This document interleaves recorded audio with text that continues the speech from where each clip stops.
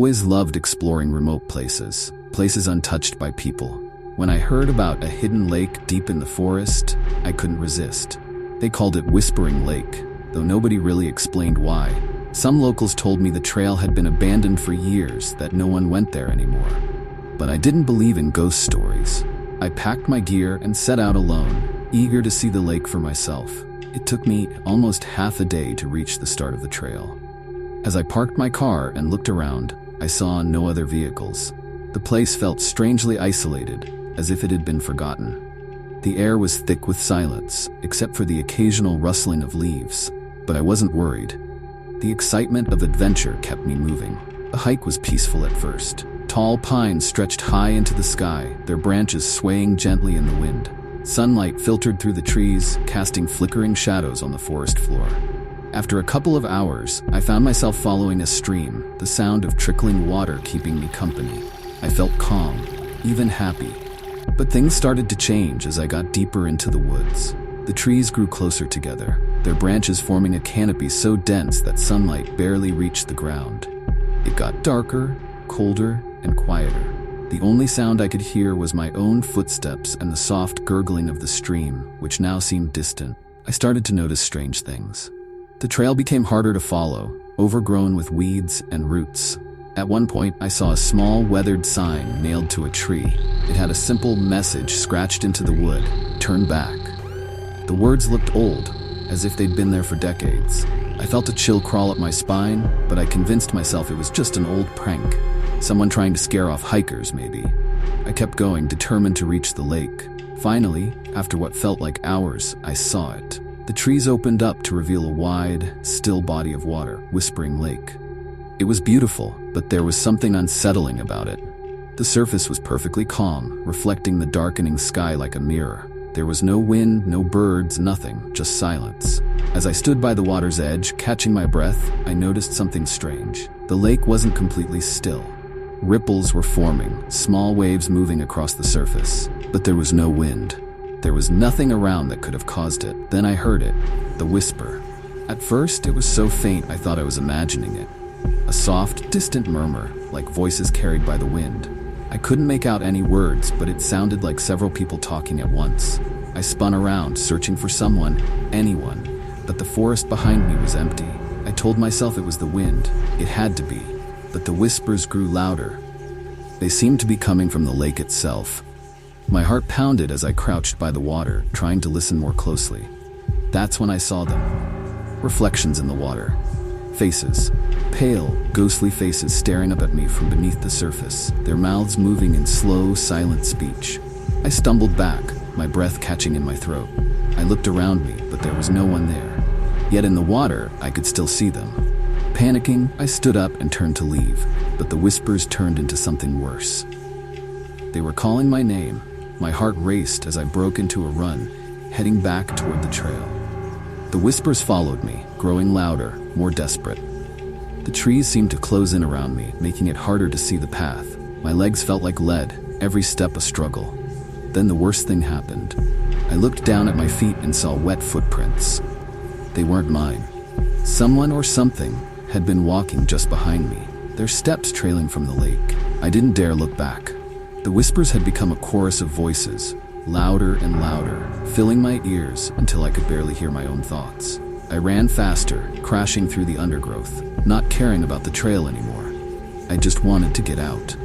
Finally, I reached the edge of the forest, gasping for breath. The moment I stepped into the clearing where my car was parked, the whispers stopped. The silence returned, heavy and oppressive. My heart was still racing as I fumbled for my keys, desperate to get out of there. But as I opened the car door and looked back toward the trail, I saw something that froze me in place. Standing at the edge of the trees, just barely visible in the fading light, was a figure. Pale, almost translucent, with hollow eyes that seemed to watch me. The whispers started again, faint but unmistakable, calling my name. I jumped into the car and slammed the door, speeding away as fast as I could. I didn't stop until I was miles from the trail, the forest far behind me. But the memory of those whispers, the pale faces in the water, and that figure watching from the trees, those things stayed with me. Even now, sometimes late at night when everything is quiet, I swear I can still hear the whispers, calling me back to Whispering Lake. After I left that place, I swore I'd never return. But the whispers, they've never left me. They haunt my dreams, creeping into my thoughts when I'm alone. And last night, as I lay in bed, I heard it again, my name softly spoken, as if carried on the wind. I know what it means. I'm not sure how much longer I can resist.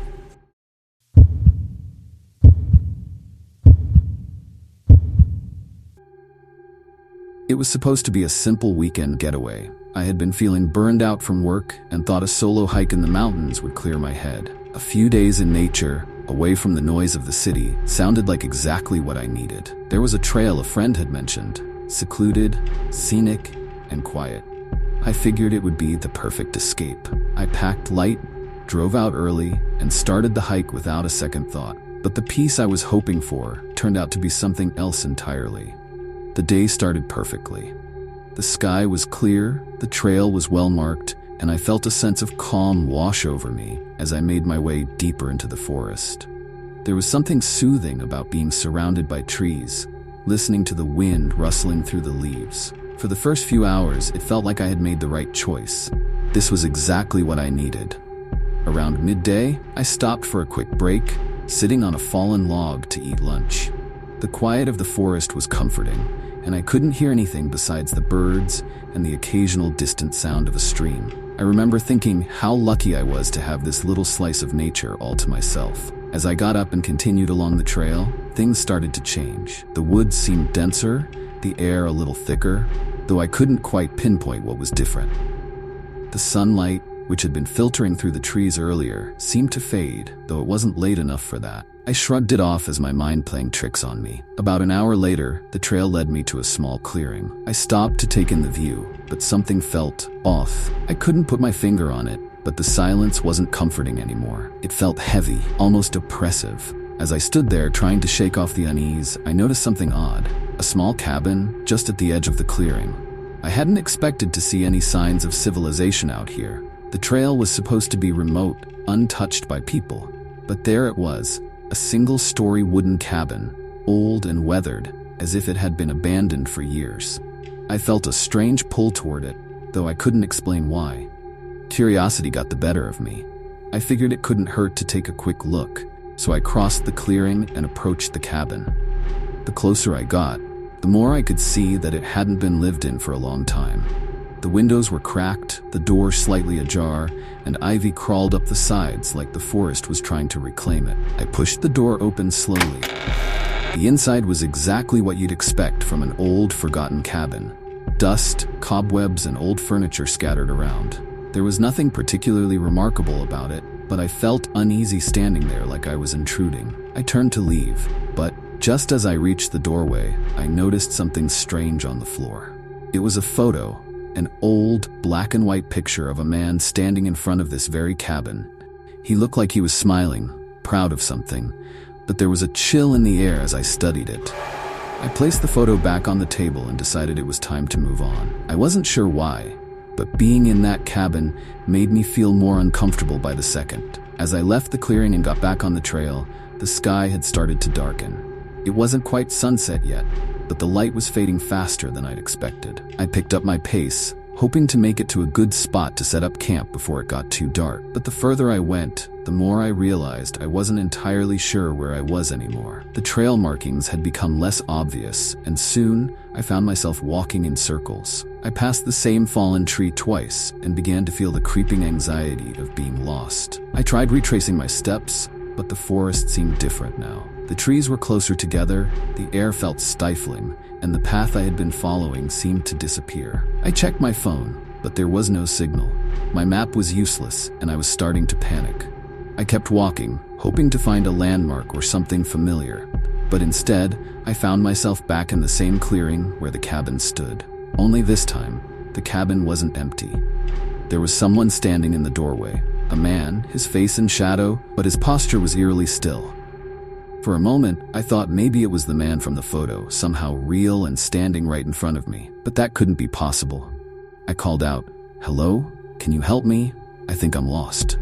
The figure didn't move, didn't speak. He just stood there, watching me. I felt an overwhelming sense of dread as I realized something was terribly wrong. My instincts screamed at me to leave, to get as far away as possible, but my legs felt heavy, rooted to the ground. I don't know how long I stood there, staring at the figure, but when I finally forced myself to turn and run, I didn't look back. I ran through the woods, stumbling over roots and branches, trying to put as much distance between myself and that clearing as I could. When I finally made it back to my car, it was nearly dark. I don't know how I found the parking lot or how I got out of those woods, but I didn't stop driving until I was miles away. Later, when I tried to explain what had happened, I couldn't find the right words. I told myself it was just my imagination, that I had gotten lost and panicked, but deep down, I knew it was more than that. To this day, I still think about that cabin, and every time I wonder, who was that man, and why was he waiting for me?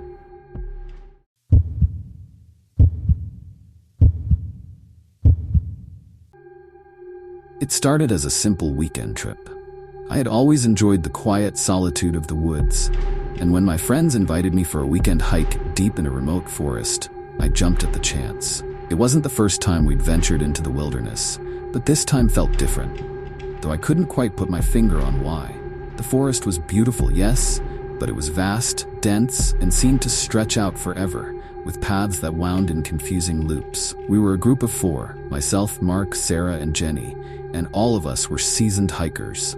We packed enough gear and food for 2 days and headed into the wilderness without a second thought. The first day was perfect.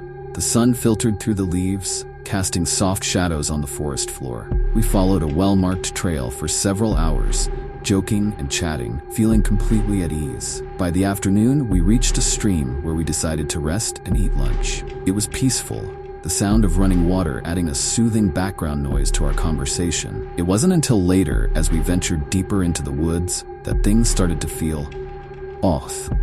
The trail we were following seemed to disappear beneath the thick undergrowth, and the trees grew more dense and twisted. The air felt heavier somehow, almost as if the forest was closing in around us. "We should turn back," Sarah suggested, glancing around nervously. "Nah, we're fine," Mark shrugged, ever the confident one. "We'll find the trail again soon." But we didn't. The further we went, the more disoriented we became. The trees all started to look the same, and the sun, which had been high in the sky earlier, was now sinking faster than expected. Sarah was right. We should have turned back when we had the chance. As evening approached, we decided to make camp for the night. None of us wanted to admit it, but we were lost. Still, we set up our tents and built a small fire, trying to keep spirits up. But as the darkness crept in, so did a strange, unsettling silence. No sounds of animals, no rustling of leaves, just an eerie quiet that blanketed the forest. Jenny was the first to mention it. "Isn't it weird how quiet it is?" she whispered, as if speaking too loudly would break some unspoken rule of the forest. I nodded, feeling the hairs on the back of my neck stand up. I hadn't noticed it until she said something, but she was right. The usual sounds of the forest were missing. No birds, no insects, nothing. That night, I couldn't sleep. Every little sound, or lack thereof, seemed amplified in the stillness. I lay awake in my tent, listening to the crackling of the dying fire and the occasional shuffle of my friends. Then I heard it. Footsteps. At first, I thought it was just one of the others getting up to use the bathroom, but the footsteps didn't sound right. They were too light, too deliberate, and they seemed to circle our camp. I sat up, listening intently. The fire was low, casting faint shadows, but nothing appeared out of the ordinary. Still, something was out there. I peeked out of my tent to see Mark sitting by the fire, his face pale and tense. "You hear it too?" he whispered, his eyes scanning the dark trees. I nodded. We sat there in silence, listening as the footsteps continued, slow and deliberate, just beyond the firelight. Then, without warning, the footsteps stopped. A wave of relief washed over me, but it was short-lived. "Where's Jenny?" Sarah's voice came from her tent, her tone sharp with worry. Mark and I both froze. Jenny's tent was empty. Her sleeping bag was still there, but she was gone. We scrambled out of our tents, calling her name, shining our flashlights into the thick woods.